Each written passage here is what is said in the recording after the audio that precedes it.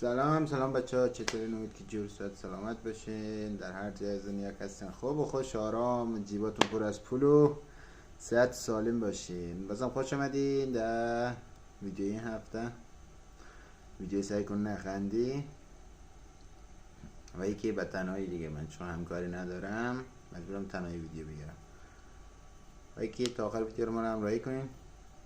اگر از ویدیو خوشتون اومد ویدیو رو لایک بزنین و سابسکرایب هم یادتون نره. جیگرایتون جانم، بریم با هم ویدیو رو ببینیم و ببینیم نتیجهش چی میشه.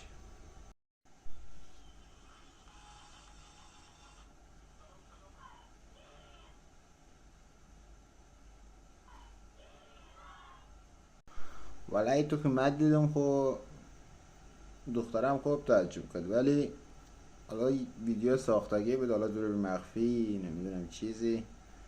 اگه واقعی بود این بچه در نظر که باید تا 2 هفته دیگه مای بی بنده دا خود دیگه چیزی ازش باقی نمون که هیچی دیگه ولش کن.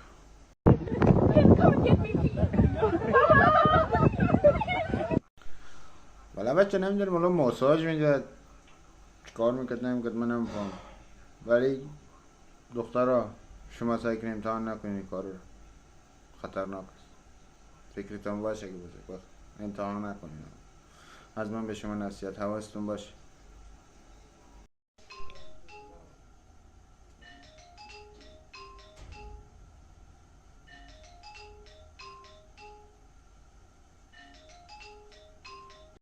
والا خوب خالی کرد، ولی یک بدی هم داشت. بدیش اینجا بود که دیگه کت پشت که دیگه نمیتونه بخوابه. حالا بگذاریم، حالا هرچی بود خالی کرد دیگه. چطوری کچل؟ اینجاش هم کچل ها. بچه اینم دیگه نتیجه شوخی کردن با نسل جوان است دیگه. حالا فکرتون باشه که با هر کسی شوخی نکنه.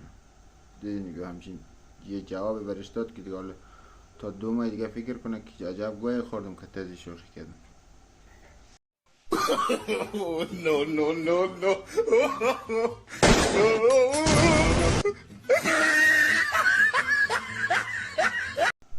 ما خو نفهمیدم والا یه ماهی میگرفت داشت بیادبی نباشه، داشت سر و پا میشاشید.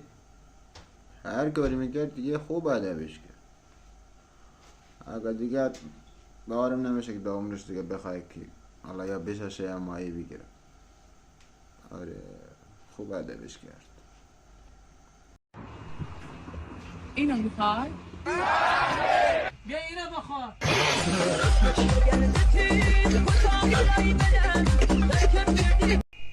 والا منم پایای خودم میگفت، پایاش که تو ورزشکار بود یا که اون بالایه رو میگفت. دوستای عزیز، قومای نازنین، ای بود از ویدیو این هفته.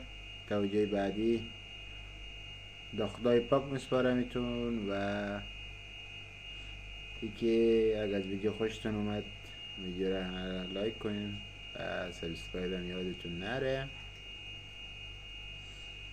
به جگرایتون جانم دیگه، جانم هستین. تا ویدیو بعدی، الله نگهدار همه تان عزیزان دل.